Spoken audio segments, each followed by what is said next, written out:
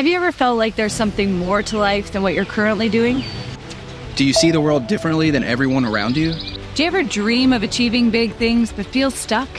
We're Tiffany and Sid, and we are the Cycle Breakers. Not long ago, no one believed in us. The people closest to me said I'd make a great receptionist. And mine completely abandoned me and left my life. We started our journey 5 years ago in a basement. Now, we live our dream life in the Smoky Mountains of Tennessee. But how did we get here? We saw a life that was much better than the one we were living. And broke through the blocks that hold most people back. Like self-sabotage, crippling self-doubt, and the fear of rejection. But we knew we were made for more, so we bet on ourselves to make the life that we wanted. And jumped into a life dedicated to breaking old cycles and patterns. And now we live on 97 acres in the Smoky Mountains. We travel the world speaking on stages, and we help a small army of people break their cycles as well. We're the Cycle Breakers, and we break through blocks that are holding most people back so we can go live our dream life. Welcome to the Cycle Breakers Show.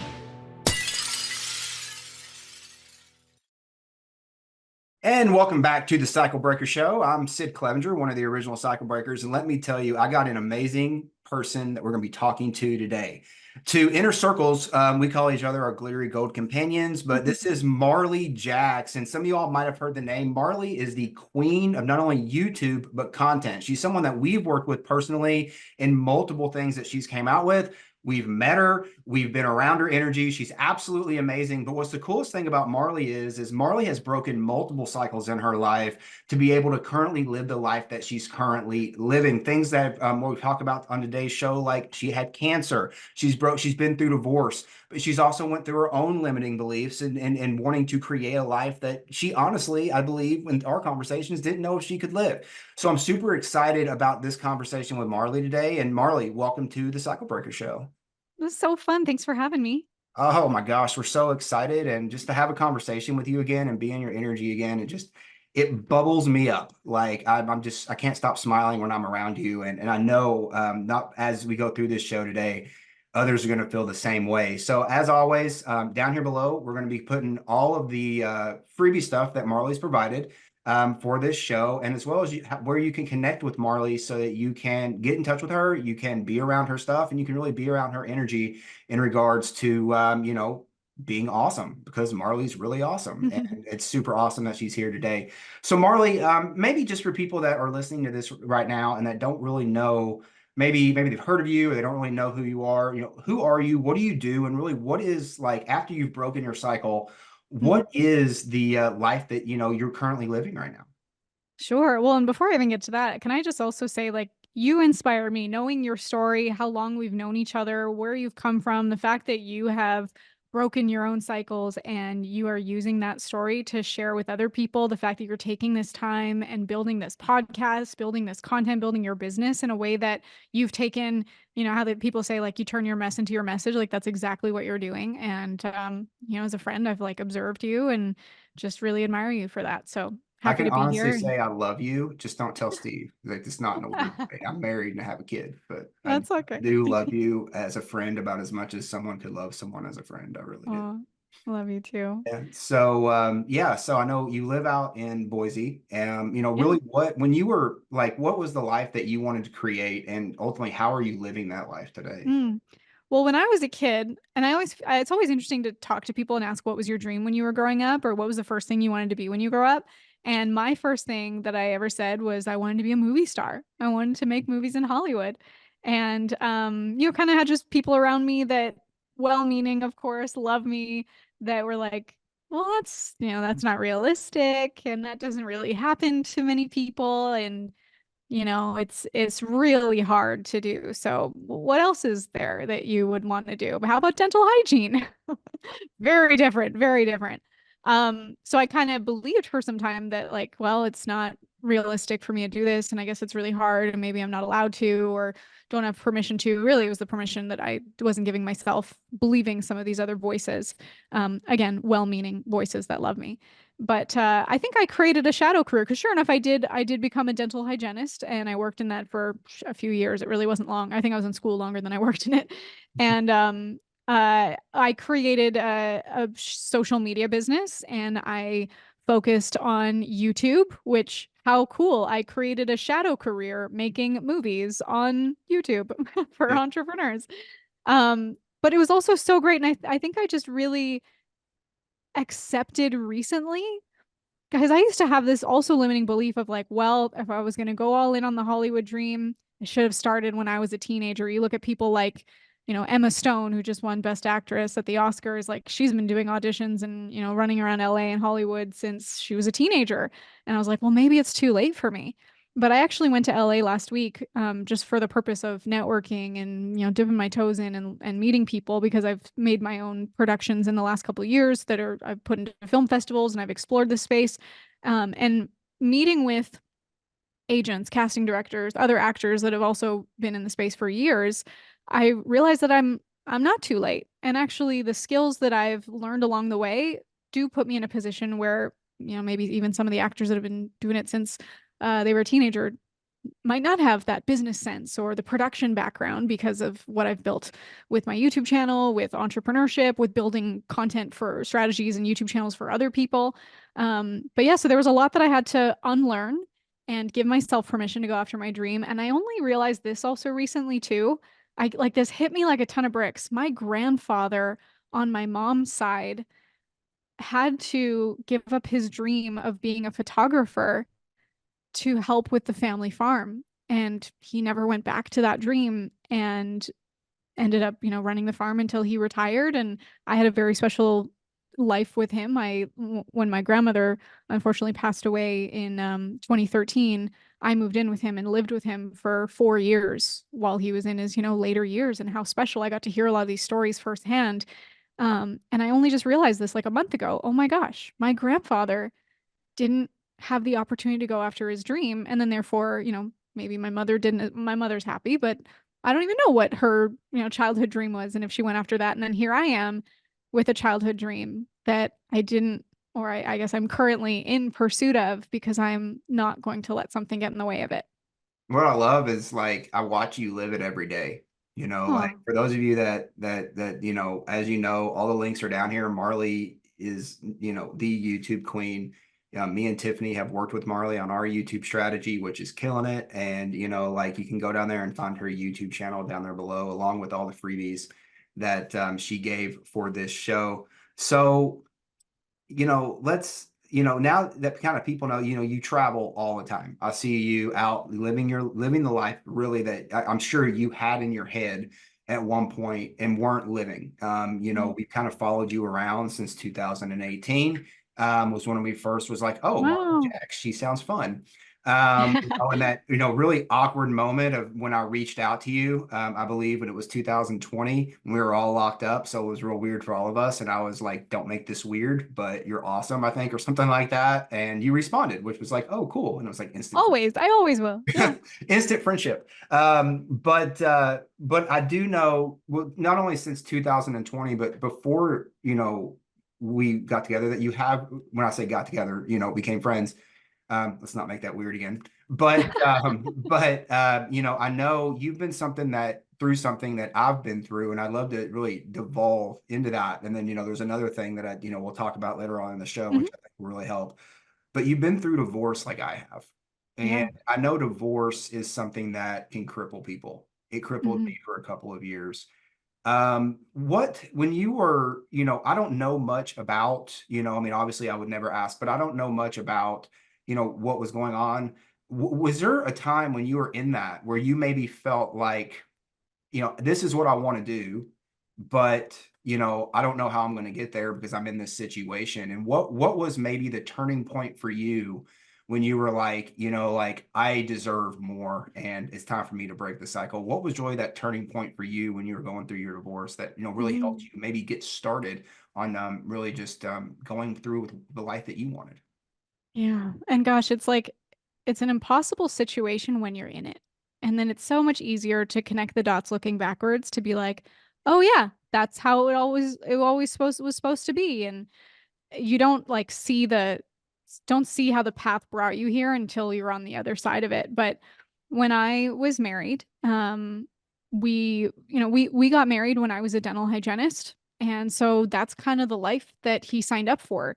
And of course, in a marriage, we expect that there's going to be growth and change. And sometimes people just don't want to grow and change in the same direction. And I think that's why, people talk about like marriages, you got to keep showing up to it every day. And we just got to a place of, and you mentioned of like, how did you know when like you deserved more, deserved better? Like, I don't think at the time that I could have said this, but like we both did. We both had different expectations of what our life was going to be.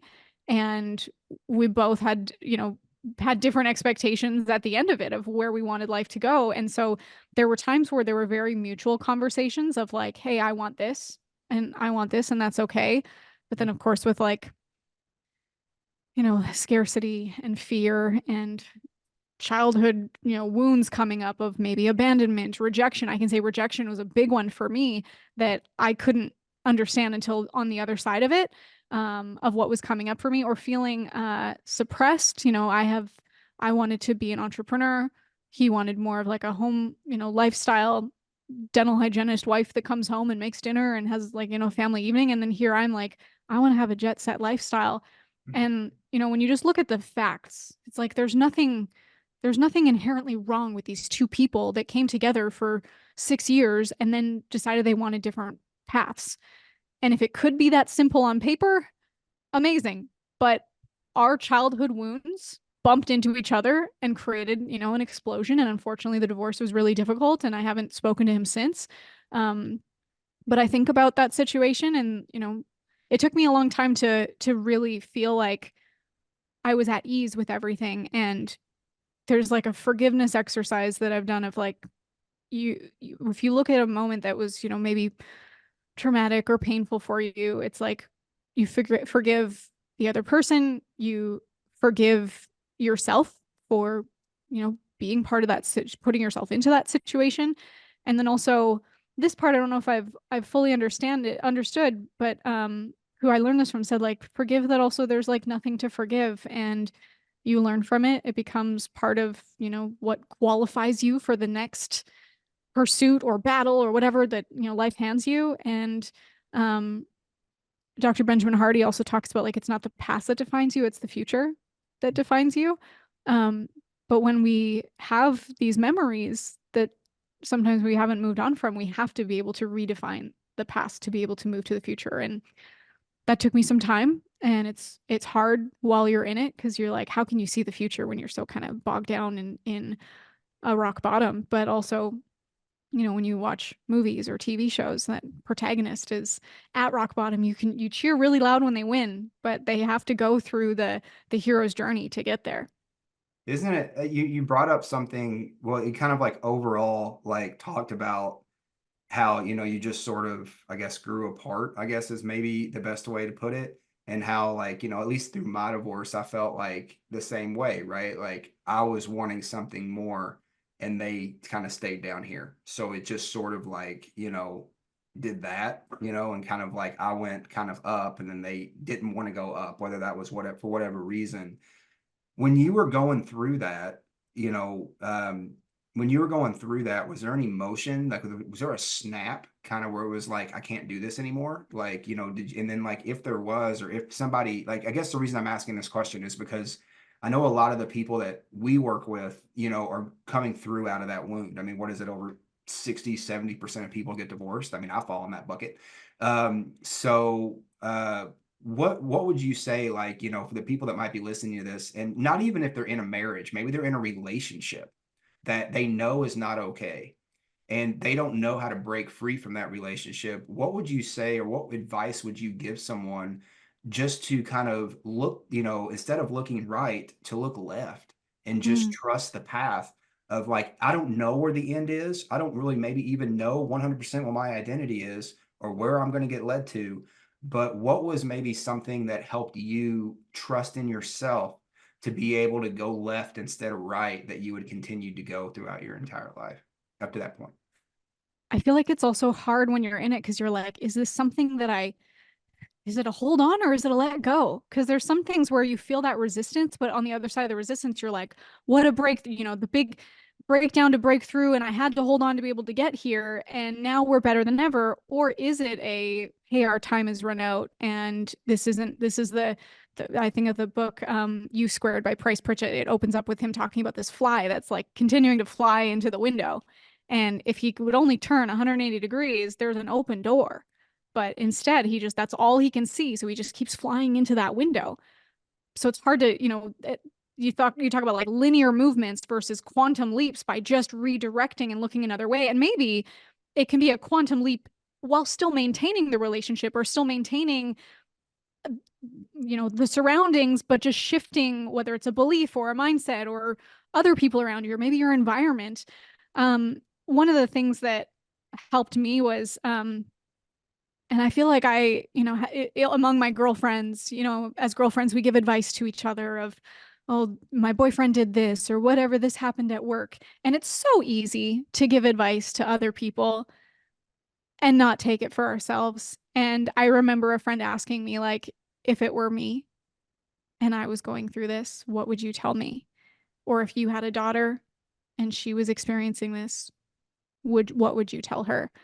And again, it's like hard while you're in it, but just to think of like, what would I tell my best friend or my daughter or someone that I love more than anyone in the world, but then just shift that love right back onto yourself. Wow, that was deep. Mm-hmm. Yeah, I mean, you talk about not knowing when you're in it. And I used to lock myself in a room or go to the bar and drink at night because I was scared to go home. And but I swore to myself, I made a vow and I'm never going to let go of that vow. We're going to work it out because that was what I grew up in. Yeah, And no one gets married to hopefully get divorced in a few years. That's right. never the plan. Yeah, and with my family dynamic and like my parents are married, but they were really never around. And or at least like, I look at someone like you and how close you are to your mom. And I'm jealous of that because I never really felt like I had that. And, like I think a lot of times people can look on the outward side and like might have looked at your marriage or might have looked at a relationship or a thing you were doing. And it's real easy to be like, oh, I want that lifestyle. But it's like they have no idea what you have gone through, to not only have the lifestyle, but to live that life on a day-to-day basis. I mean, what was it I heard on some podcast talking about? Was it Elon Musk was basically like, yeah, I live this lifestyle, but no one wants to be me because I'm constantly fighting myself in my own head. Right. Yeah. And I thought that was really interesting because I think we live in this world now of, like this influence, this celebrity type world where everybody wants to do this or be that or be this big thing, but no one realizes, oh my gosh, like not only what does it take to get there, but what type of life do I have to live? Do I have to hide myself in a motel room because I don't want people to mob me every time I go outside, Right. I was in LA last week and I did one of those bus tours, and part of the bus tour was looking at big celebrity homes.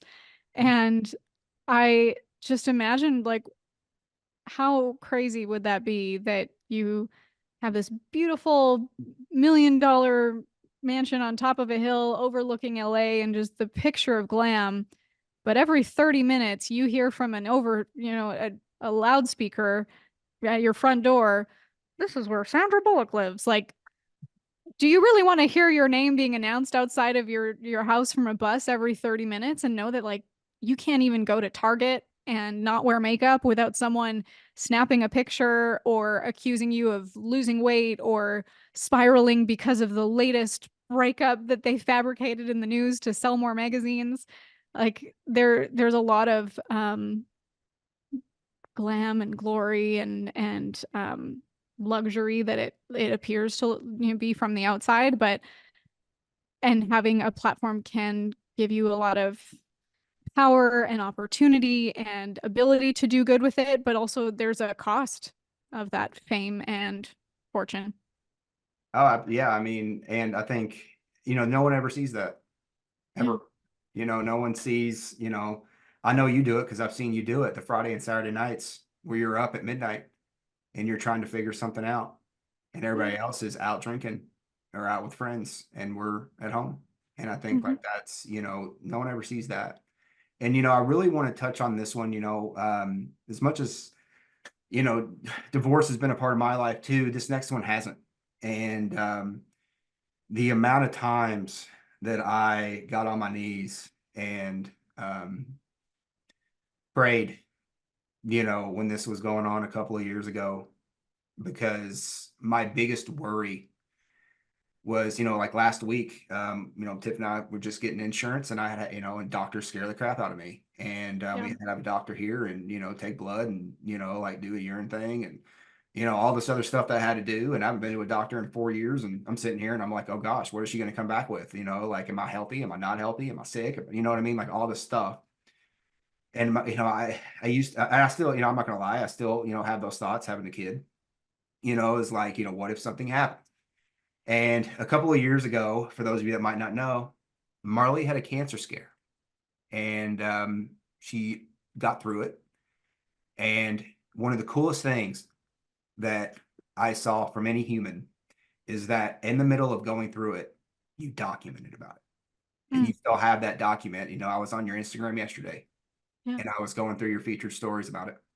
And for anybody that wants to see those featured stories, they're down here in the description. They're down here in the show notes. Just head over to Marley's Instagram, and in her featured stories right below her profile, I forget what it's called, but Probably Cancer Journey or something Cancer Journey like or that. something. Yeah. It's on the above the fold there. You don't have to scroll to see it. I think it's 3 or 4 on her featured stories. Highly recommend you go watch that and all of it.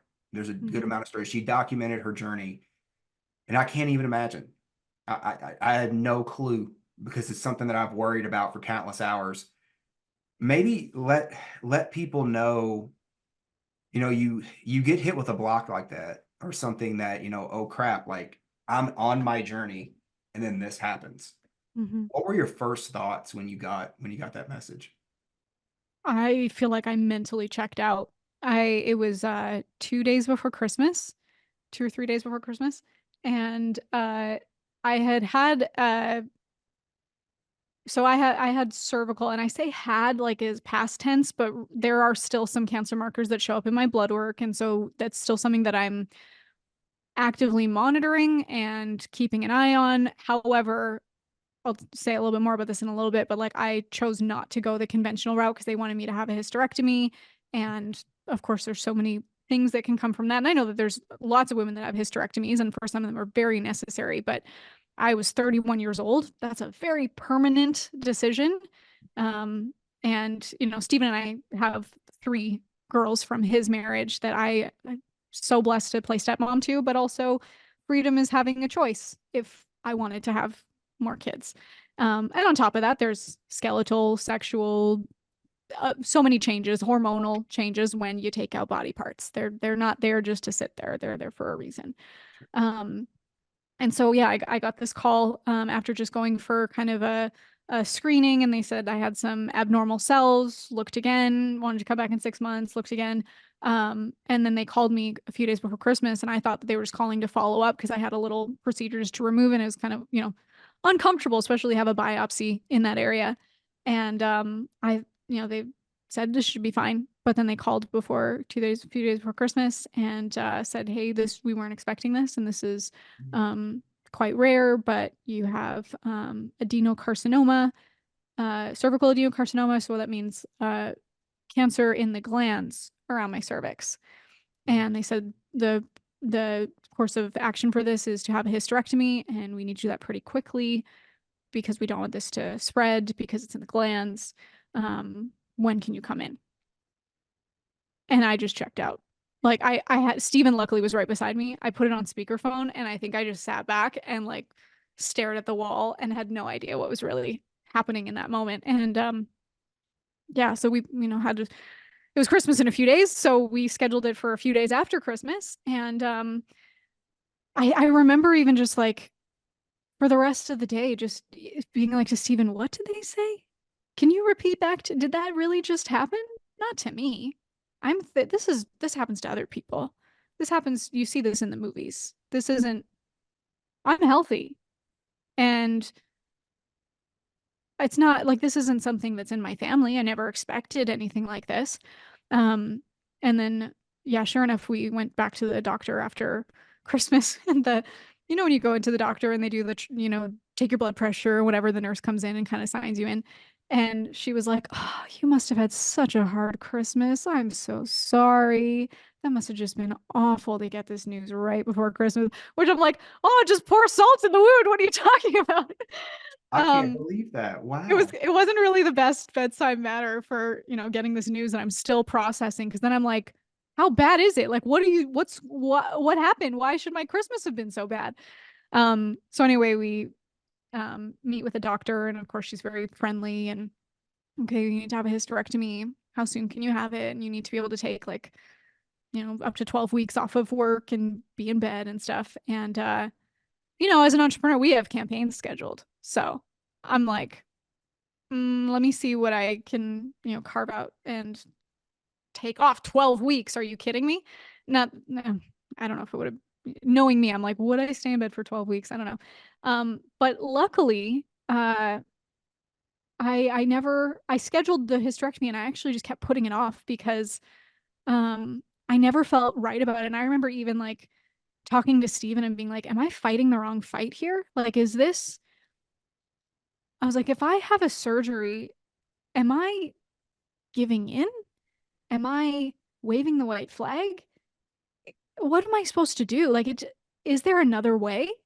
And I remember I was in such a fog. Like, and again, you talk about not being able to see the other side while you're in it. Mhm. There were some days where I would just like lay in bed and stare at the ceiling and have like, I was processing. I didn't know what to do. And at one point I made a post on Facebook, and I really struggled making that post I remember that because post. I remember it. this was me asking for help. This was me admitting that there's something wrong with me and that I didn't know what to do and I need help. But I also felt this weird guilt for getting attention for this. Like, this isn't what I want to get attention around. I don't want people reaching out with their pity of, I'm so sorry, and what can I do? And I'm here for you, and how can I help? Or so many. But of course, everyone's so loving and well-meaning. But it was like, I reached out from a place of, I need help, but I'm afraid to ask for it. And also getting this attention that I feel guilty for receiving. And I remember it was McCall Jones, actually, that I will never forget this. She was a voice that like really stood out while I was getting this like outpouring of support, that I told her this of like, I feel guilty that I'm getting attention for this, and I don't, like, this isn't what I want my story to be. And she's like, so what if you need attention? Like, you need love right now, and that's okay. And that was still hard for me to accept, but it helped me to be like, what if it was someone else? Of course I would want to be there for them. Why would anyone rob me of the opportunity to be a friend, to be a shoulder, to be a listening ear, or a warm hug when they are in a moment of complete and utter chaos of not knowing if like what's happening with their body. They feel out of control and not sure what's going to happen next in their life. And so it took me a long time to accept that. But then the amazing thing that also came from that was, in that support from people, strangers even, amazing. Some friends and acquaintances reached out with modalities and options that could help me to look into an alternative route to my healing. Because at that point, all I heard from the doctor was, you have to have a hysterectomy. This is a ticking time bomb. How fast can we do this? And we have a friend, Chris Wark, who wrote the book Chris Beat Cancer. He has an incredible YouTube channel, which his story was he had stage 3B colon cancer. And when he was like 26 years old, and now he's, I don't know, I think he's in his 40s, and he healed it naturally. And he has helped hundreds, thousands, I don't know how to put a number on it, of people that have also healed naturally. And I got on a call with him, and he, like, the biggest things that he said to me was, number one, you have time. And number two, no matter how rare your cancer is, or the location in your body, whatever, or how far along it is, the healing mechanism is the same. First of all, you have time. Don't rush into this hysterectomy, and just like read this book. And he has a great book. And then another friend of mine who has now become my incredible, I trust her more than anyone, functional medicine doctor. She was like, hey, if you want to have the surgery, I will support you in that. But before we do something so permanent and take out body parts, why don't we just run a few tests first? Could we do that? It'll take a week. Totally fine. And that was the game changer for me, that it was so empowering to actually understand. Like it was like, imagine, in marketing or in business, we have data to know how our business runs. This ad is converting at this, and this is how many audience people are coming through here, and this email gets this open rate, whatever. Like, we have data. Yeah. And so the conventional doctor, sure, she did pathology on a place that, her Q-tip or whatever. I don't know the procedures or the names of the technical terms, but like she had a small spot of, tissue to be able to take the sample size from. But what about the rest of my body? Like what and the way that this is my doctor Kelly, which if anyone wants a referral, I'm happy. She's the best person in the world, and I trust her more than anything with my health. She works on my family. Like, I will never stop working with her, and she's so, like, I can talk to her every single day, which my other doctor, like, I couldn't get a hold of sometimes to like schedule my surgery, which I'm so glad. But she has this analogy of like, if you don't know what's happening in your body and we just take out body parts or just pour poison on it, that's like painting over a water leak. Why was the cancer formed? And if we don't know why the cancer formed, how can we actually heal it? What if they did the hysterectomy, took out body parts, and the cancer is still somewhere else? And then it just gets worse because then we just removed hormones and all these other complications as a result. And so instead we did all these tests to find that I had a lot of heavy metals in my body. Well, and my immune system is distracted by heavy metals. So what do we do instead? How do we just remove the heavy metals? How does a hurricane form? In the perfect conditions. Mm-hmm. How does cancer form? In the perfect conditions. How does a hurricane go away? In the perfect conditions. My body created an environment for cancer to grow. So can we just change the environment to create an environment for healing? Yes, and we did. And now I'm not going to this conventional doctor anymore because every time I go, it's so painful, and emotionally and physically. But every test that I've done there shows no evidence of cancer. Yet she still wants she's still pushing for the hysterectomy preventatively. Let's just preventatively take out your body parts. My functional medicine doctor, we do full body workup testing every 3 months, 90 days. So I have data. I'm not running blind. Can you imagine running your business blind? That you're like, okay, we'll just dump a whole bunch of money here and hopefully we make money. I used to. Right. Of course we all have, right? That's like so relatable to us. They're like, yeah. Why don't I have any money? Oh, it's because I haven't like marketed in the last 3 months. Okay. So now I have data and my cancer markers continue to go down. And there was some times where it went up and I knew exactly why, because of my behaviors. Mm-hmm. I didn't need to just take out body parts and then pray. I have a lot of friends that I've made since my cancer experience that they did not take the same route that I did. Maybe they did surgeries and chemo and radiation, and they have this fear after of, is it going to come back? And I can only imagine, like, that's terrifying. Is the monster going to creep up out from under the bed again?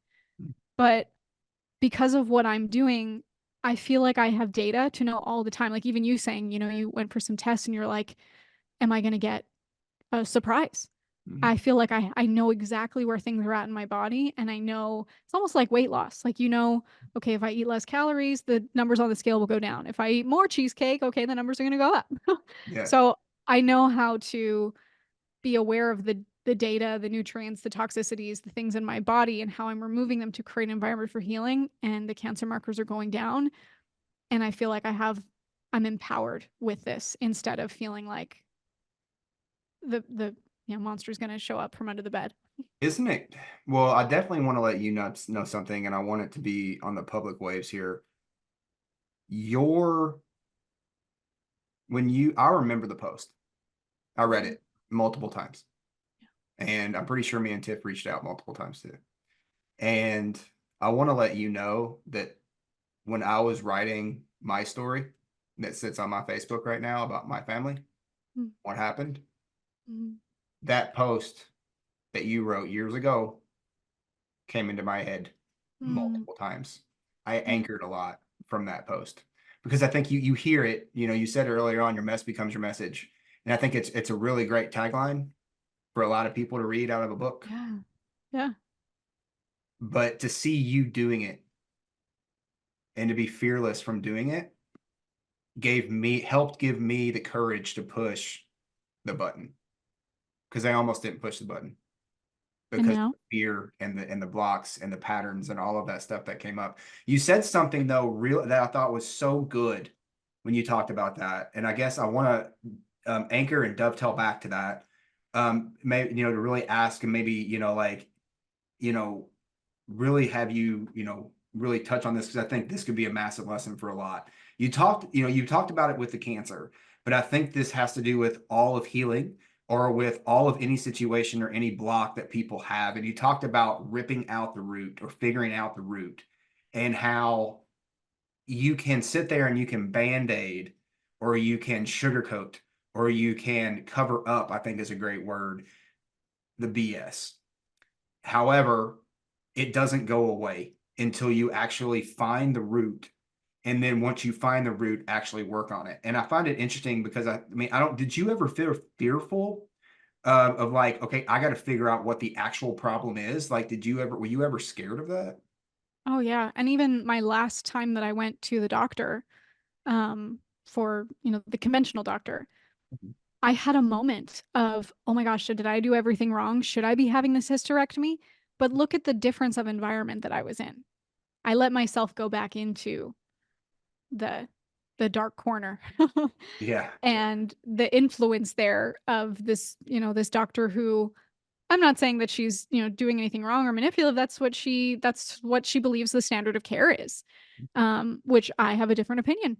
True. But it's worked for other people. And so like I'm also not saying to anyone like don't listen to your doctor. That's the last thing that I'm saying. I'm not saying that at all. But when I allowed myself to be in an environment that tested my resilience, tested my beliefs, I had some moments of doubt. And then shortly after I left it and went back into the environment of people that are empowering and love me and agree with my ways of living, I was able to see how, I was influenced there for a second. And that's also why it's just so important to remain in the environments that continue. Like I was in that office for like 15 minutes. Look how 15 minutes made me question my entire journey. And yeah, it was just, if I would put myself in that environment, then it made me fearful. So what's the common denominator? Remove yourself from environments that bring you fear or doubt. And that is in everything, isn't it? That's Yes. everything in life. What would you say? Because like you talked a lot about, we talked about breaking the cycle of your divorce and getting through that. And I personally know how hard that is. And then we also talked about you breaking through cancer, and I just want to jump up and down and clap for like ever. Me too. When I hear that. And I guess you've been through a lot, and you've obviously found a pattern of healing for yourself, and a pattern that has helped you create this life that you have. I see you every day smiling and happy, and just doing, you want something, you know how to go get it. And I think, what would you suggest to anybody that's watching this or listening to this right now? What would you suggest to someone who is at that fork in the road, and they know they got to turn right or they got to turn left because they're at a breaking point? And, whether it's through divorce, whether it's through a medical scare, or anything else that is blocking them, that they know right now, they can go left, they can, continue going right. And maybe they're safe, maybe they feel safe going right, but they know if they go left, they could get to so much more, but maybe they don't see the end of that bridge. What would you suggest is, that help? What would you suggest, like, that an advice that you would give somebody that would help them believe in their intuition and go left instead of right? I think life, like if I was just to put a title on a book that was like the summary or the journal of my life, is just a story of perseverance. It is not a matter of if it will happen. It's a matter of if you will keep at it until it does. And when I think of those moments of like is it a turn left or turn right? I think it's also looking at your current identity and what you hope for your future identity and which path is going to bring you to that. If the path to the right doesn't mean that your identity changes and it means that you stay the same, is the path worthy of you? Or if the path to the left is a little challenging and you don't know how you're going to get there and you don't know how you're even going to put one foot in front of the other, that's probably more likely the path because it requires a new version of you. That made my heart like bubble. Yeah. Well, Marley, thank you so much for being on the Cycle Breaker Show. There were so many good nuggets that I think that, again, you've demonstrated. I think a lot of people can read out of a book and they can recite, but you've lived it. And I've watched you lived it, and just being so blessed to be to call you a friend for, gosh, we're going on 4 or 5 years now, something. Yeah. I think that has been it's been such a great story to watch. And I would recommend anybody that is going through a block in their life, that has a fork in the road, knows that they need to change, but they can't, for whatever reason, like scared to death of change. I really want you to look at Marley, because I've watched her and she's helped me. Yes, she's helped me with YouTube. Yes, she's helped me with content, and she's helped me become a better human. And at the end of the day, I would suggest that anybody, I would highly, if I was a betting man, I would bet that if you got around Marley too, she would give you some things that would help you become a better human as well. Down here below, how you get around Marley is down here below in these show notes, or down here below in the description of watching this video. Simply go down there, get connected with her on social. She's very active on social, and she's got a little bit of glitz and glam there too, which I love. And also we put down a freebie down there that you can go check out. It has to do with her content. And we talked a little bit about today how she helped me when it came to telling my story. And I'd love for her to be able to help you when it comes to telling your story as well. She has a thing that you can start with down there in those show notes and in the description. And Marley, thank you so much for coming on the show today. Conversations with you are always uplifting for me. And I'm going to be smiling the rest of the day because I got a chance to talk to you today. I love it. I love these deep conversations. Let's do it again. Yeah. Thank you for tuning into this episode of the Cycle Breakers, where this channel is all about helping people clear out the blocks that are holding them back. We have a free gift for you, and that free gift is called our 7-Day Nervous System Reset. The 7-Day Nervous System Reset is where we help you calibrate your nervous system so you can go out there and control your emotions and start to take more control of your life, helping clear the blocks that are holding you back so you can start stepping into that dream life. It's absolutely free, and you can grab it down here in the description. And remember, our friends, let's dare to heal.